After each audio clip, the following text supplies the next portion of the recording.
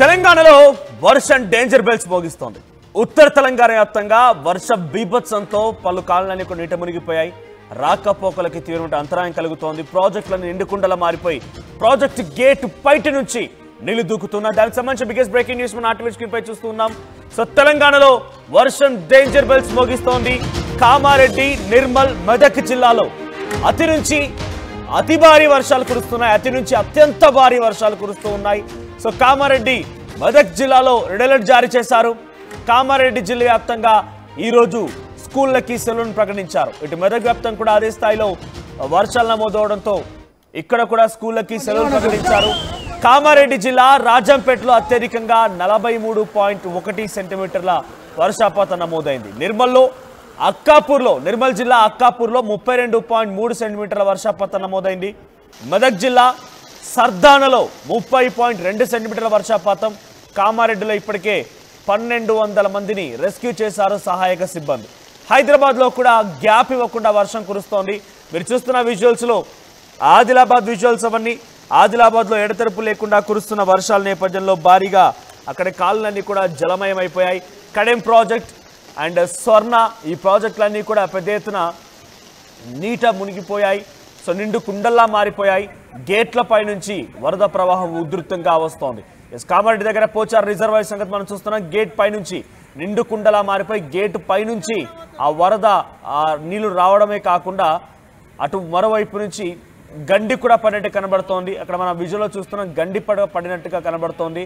పక్క నుంచి ఓ భారీ గుంత ఏర్పడింది. ఆ నీళ్ళని కూడా ఆ పోచార్ రిజర్వాయర్ గేట్లు అయిన తర్వాత ఏ రకంగా అయితే వెళ్తాయో ఆ రకంగా అంతకు మించి అక్కడ ఆ నీళ్లు కనబడుతూ ఉన్నాయి. సో పోచార్ రిజర్వాయర్ సంగతి మనం కొంత డేంజర్ బిల్స్ మోగిస్తోంది. పోచారం రివర్ సంబంధించినటువంటి అంశాల్లో కొంత ఆందోళనకరంగానే ఉంది. సో ఎక్కడ ఎటువంటి పరిస్థితి ఉన్నాయనేది మీకు చెప్పే ప్రయత్నం చేస్తాను. సో ఎల్లారెడ్డిలో, కామారెడ్డి జిల్లా ఎల్లారెడ్డిలో నిన్న కురిసిన వర్షంలో అత్యధికంగా 25 సెంటీమీటర్ల వర్షపాతం నమోదైంది. నాగారెడ్డిపేట 24 సెంటీమీటర్ల వర్షపాతం, బిక్నూరు దగ్గర 22 సెంటీమీటర్ల వర్షపాతం, ఆ తర్వాత నిజాం సాగర్ దగ్గర 121 సెంటీమీటర్లు. సో మొదటి 10 స్థానాల్లో మొదటి 4 స్థానాలు, మొదటి 5 స్థానాల్లో మొదటి 4 స్థానాలు కూడా కామారెడ్డి జిల్లాలు నమోదయ్యాయి. కామారెడ్డిలో ఫ్లాష్ ఫ్లడ్స్ అంటే ఒక్కసారిగా ఆకస్మికంగా వచ్చినటువంటి వరదలు, ఇప్పుడు వర్షాల కారణంగా వచ్చిన వరదలు ప్రజల్ని భయభ్రాంతం గురి చేస్తూ ఉన్నాయి. మీరు చూస్తున్న విజువల్స్లో అదొక రిజర్వాయర్, అది కట్టలు తెగి ప్రవహిస్తోంది. మత్తడి దుంకుతున్నాయి చెరువులన్నీ కూడా. ఎటు చూసినా ఒక నదీ వాగులు వంకలన్నీ కూడా ఉప్పొంగి ప్రవహిస్తున్నాయి. వరదలు మొత్తం కూడా ఇల్లులోకి చేరుకున్నాయి. సో భారీ వర్షపాతం నమోదైంది. ఇక కామారెడ్డి తర్వాత మెదక్లో 16 సెంటీమీటర్ల వర్షపాతం నమోదైంది. సో మెదక్లో కామారెడ్డి తర్వాత యాదాద్రి భువనగిరిలో భువనగిరి దగ్గర 19 సెంటీమీటర్ల వర్షపాతం నమోదైంది. ఆ తర్వాత 18 సెంటీమీటర్ల వర్షపాతం మెదక్లో నమోదైంది. మీరు అర్థం చేసుకోండి, హైదరాబాద్లో 2-3 సెంటీమీటర్ల వర్షపాతం కురిస్తేనే హైదరాబాద్ నగరం మొత్తం అతలాకుతలం అయిపోతుంది.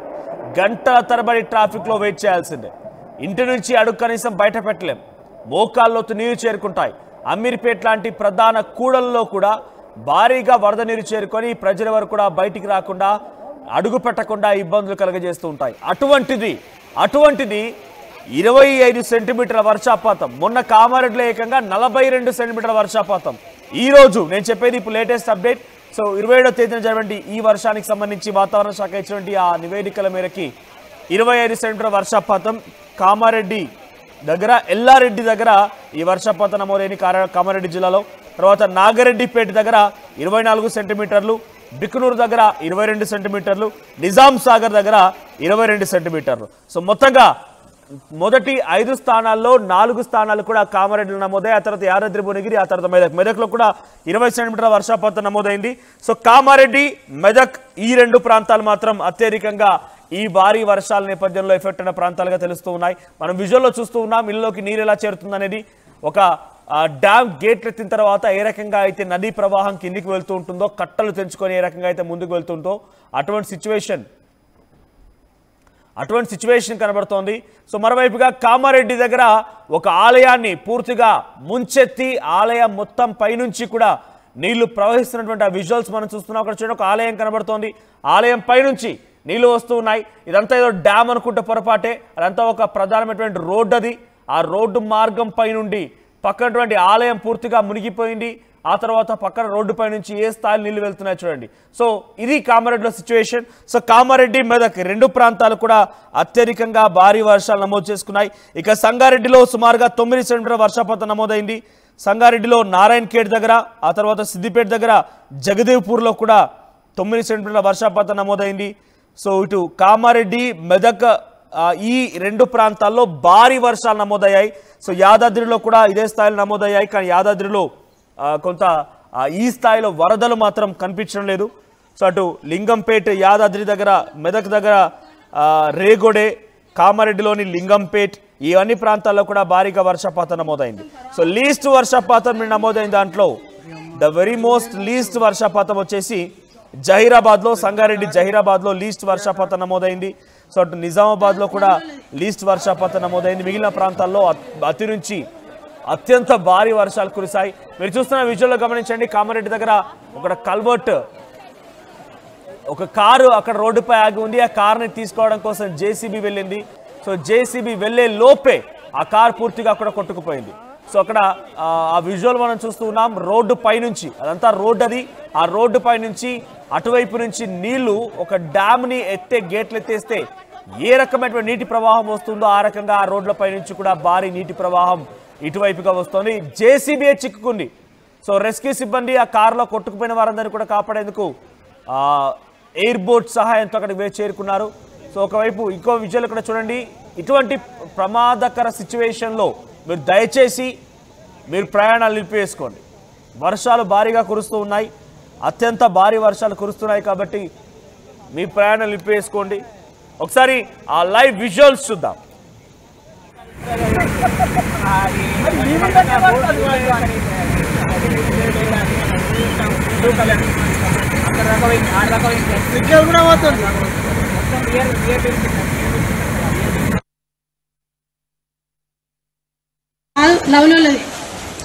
కాదు కాదు లవ్లో కాదు అమ్మ రాత్రి అంతా పడ్డది అన్నప్పుడే ఇంత ముందుగా పడ్డా ఇల్లు మొత్తం ఖరాబ్, పుస్తకాలు అన్ని అమ్మ అది చూడలేరు కావచ్చు.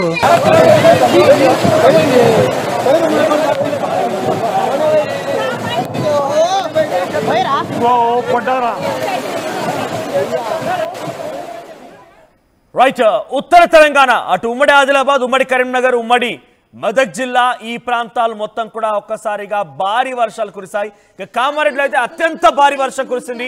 ఎస్, మా ప్రతినిధి చంద్రశేఖర్ వాళ్ళు సిద్ధంగా ఉన్నారు. చంద్రశేఖర్, సో ప్రజెంట్ మీరు ఎక్కడున్నారు? మీరున్న చోట వర్షాలు ఏ రకంగా ఉన్నాయి? అధికారులు ఏం చెప్తున్నారు? సో అక్కడ సిచ్యువేషన్ ఏంటి? ఎస్ మనోజ్, గత 2 రోజుల నుంచి విస్తారంగా కురుస్తున్నటువంటి వర్షాలతో హై అలర్ట్ ప్రకటించింది వాతావరణ శాఖ. అధికారులు ఎవరు బయటకు రావద్దని చెప్పి ఆదేశాలు జారీ చేశారు. ఈ క్రమంలో మనం చూస్తున్నాం రాజన్న సిరిసిల్ల జిల్లా గంభీరావుపేట ప్రాంతంలో ఉన్నటువంటి అప్పర్ మానే డ్యామ్ లో 2 TMCల కెపాసిటీ అయితే 2 TMCల ఇన్ఫ్లో అవుట్ లో ఉంది. దీనిలో నిన్న ఉదయం 6 వ్యక్తులు చిక్కుకున్నటువంటి వ్యక్తుల్లో ఒక ప్రవీణ్ అనేటువంటి వ్యక్తిని కాపాడారు. NDRF, SDRF బృందాలు, జిల్లా SP, అలాగే జిల్లా కలెక్టర్, ఇతర అధికారులు అక్కడే ఉండి రెస్క్యూ చేస్తున్నటువంటి పరిస్థితి. ప్రస్తుతం మనం రాజన్న సిరిసిల్ల జిల్లా మధ్య Maner project, mid Maner project దగ్గర ఉన్నాం. దీని యొక్క కెపాసిటీ 27 TMCలు అయితే SRSPలో 90 TMCలకు గాను 80 TMCలకి చేరుకుంది. దాంతో అక్కడి నుంచి అవుట్లో విపరీతంగా వస్తున్నటువంటి పరిస్థితి. లోతట్టు ప్రాంతాలు జాగ్రత్తగా ఉండాలన్నారు. ప్రస్తుతం మనం చూస్తున్నాం ఈ మిడ్ మానేర్ ప్రాజెక్టులో ఆ వాటర్ ట్యాంక్ లెవెల్కి వచ్చేసింది. 27 TMCల కెపాసిటీకి గాను 20 TMCల నీరు చేరుకుంది. అలాగే అన్నపూర్ణలో 3 TMCలకి 1.5 TMCలు దాటిపోయింది. ఉదయం 6 గంటలకు ఉన్నటువంటి సిచ్యువేషన్. ఈ పైనుంచి ఈ upper Maner, lower Maner, mid Maner నుంచి లోయర్ మానేర్కి వస్తుంది. ఈ ప్రాంతం నుంచి మానేరు వాగు, మోయతుమ్మెద వాగు, ఇతరత్ర ప్రాంతాల నుంచి విపరీతంగా వరద ప్రవాహం వస్తుంది. ఇలా కరీంనగర్ జిల్లా తిమ్మాపూర్ ప్రాంతంలో సైతం రైతులు కొంత ఇబ్బందికరమైన పరిస్థితిని ఎదుర్కొంటున్నారు. ఎందుకంటే అక్కడ ఉన్నటువంటి చెరువు కట్ట మత్తడి దూకుతున్నాయి. చెరువు కట్ట సైతం అక్కడ తిమ్మాపూర్, బాలాయపల్లి ప్రాంతంలో ఒకటి కొట్టుకపోయినటువంటి పరిస్థితి. తమ పంట పొలాలు నీట మునిగాయని. మరొక వైపు ఎవరైతే 5 చిక్కుకున్నారో గత రాత్రి మధ్యాహ్నం నుంచి కూడా భోజనాలు అందించారు వాళ్ళందరికీ డ్రోన్ల సహాయంతో. అలాగే రాత్రి టార్చ్ లైట్లు అందించారు, ధైర్యంగా ఉండాలని చెప్పేసి చెప్పడం జరిగింది. ఆ సమీపంలో ఉన్నటువంటి ఆ గడ్డలాగా ఉంటది, ఆ మట్టి గడ్డ దగ్గర ఉన్నటువంటి ఆలయంలో ఉండాలని చెప్పేసి ధైర్యం చెప్పడం జరిగింది. దీంతో కేంద్ర హోంశాఖ సహాయ మంత్రి అలాగే రాష్ట్ర మంత్రులు ఇతర అధికారులు సైతం వాళ్ళతో మాట్లాడారు.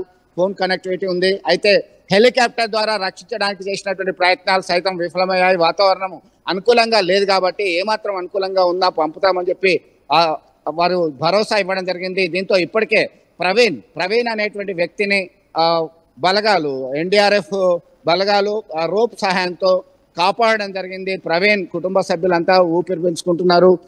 తాము చావు అంచుల్లో దాకా వెళ్ళి బతికి బట్టగట్టాను, ఇలా నేను బతుకుతానని అనుకోలేదని చెప్పేసి కన్నీటి పర్యంతమైతూ చెప్తున్నటువంటి పరిస్థితి. అక్కడ ఉన్నటువంటి ప్రాంతం అంతా కూడా ఒక విషాద ఛాయలాగా ఉన్నటువంటి పరిస్థితి. ఎందుకంటే ఉదయమే మనోజ్ నాగయ్య అనేటువంటి వ్యక్తి గల్లంతైంది. ఆయన ఆచూకీ ఇంకా లభ్యం కాలేదు. అలాగే గంభీరావుపేట మండలం లింగన్నపేటకు సమీపంలో సైతం వాగులో కొట్టుకుపోయినటువంటి వ్యక్తిని రక్షించేటువంటి ప్రయత్నం చేస్తున్నారు. సహాయ చర్యలు అన్ని కూడా కొనసాగుతున్నాయని చెప్తున్నారు. మరొకవైపు జగిత్యాల జిల్లా ధర్మపురికి ప్రాంతానికి సంబంధించి సైతం గోదావరి ఉధృతంగా ప్రవహిస్తుంది. ఎగువ ప్రాంతాల్లో ముఖ్యంగా కురుస్తున్నటువంటి వర్షాలు మనం చూస్తున్నాం. ఇటు సైడ్ ఒక్కసారిగా ఇటు మిడ్మానేర్ ప్రాజెక్ట్ లో ఇక్కడ ఒక టెంపుల్ ఉంటుంది, పైన గుట్ట మీద ఉంది. ఆ ప్రాంతం వరకు కూడా నీరు చేరినటువంటి పరిస్థితి మనం ప్రత్యక్షంగా గమనిస్తున్నాం. ఇదంతా కూడా మిడ్మానేర్ బ్రిడ్జ్ పైన ఉన్నాం ప్రస్తుతం.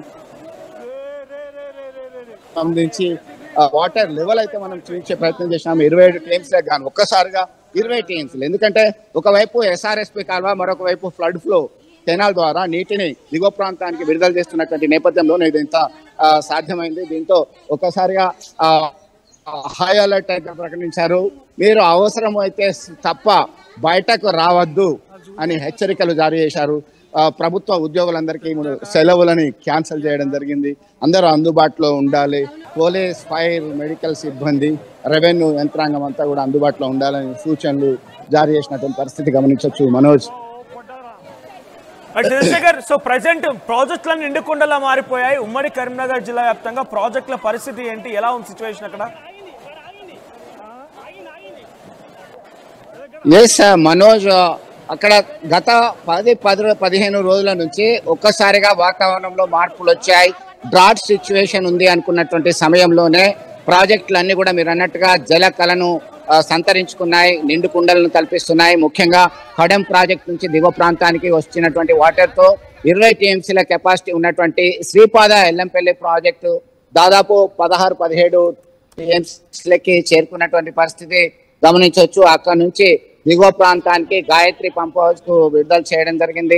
మరొక వైపు జిల్లాలో ఉన్నటువంటి ఉత్తర తెలంగాణ వరప్రదాయంగా చెప్పుకున్నటువంటి ఎస్ఆర్ఎస్పి కి సంబంధించి యాక్చువల్ గా 90 టీఎంసీలు, కానీ ఆ 90 టీఎంసీలకు గాను ఆ సిల్ట్ అదంతా పోతే 80 టీఎంసీలుగా నిర్ధారించడం జరిగింది. ప్రస్తుతం అక్కడ 69 టీఎంసీల కెపాసిటీ నీరు చేరింది. అక్కడ నుంచి దిగువ ప్రాంతానికి లక్షలాది క్యూసెక్ల నీటిని విడుదల చేయడానికి సిద్ధమయ్యారు. ఇప్పటికే విడుదలవుతున్నటువంటి పరిస్థితి. దీని యొక్క నీటి విడుదలకు సంబంధించి మరికొన్ని గేట్లు తెరిచేటువంటి అవకాశాలు ఉన్నాయి. దీంతో దిగువ ప్రాంతం అప్రమత్తంగా ఉండాలని హై అలర్ట్ జారీ చేయడం జరిగింది. ప్రస్తుతం మనం మిడ్మానేర్ ప్రాజెక్ట్ దగ్గర ఉన్నాం. ఈ ప్రాజెక్ట్ హైలైట్ బ్రిడ్జ్ ఇక్కడ దీని దగ్గరకు వచ్చేసరికి 27 టీఎంసీల కెపాసిటీ దీనిది. ఆల్రెడీ 20 టీఎంసీలు క్రాస్ అయిపోయింది. మనం చూస్తున్నాం ఆ తాడి చెట్లు మునిగిపోయి అదంతా కూడా ఆ వాటర్ ట్యాంక్ లెవెల్ వచ్చినటువంటి పరిస్థితి కూడా ఒక్కసారి చంద్రశేఖర్ ఒకసారి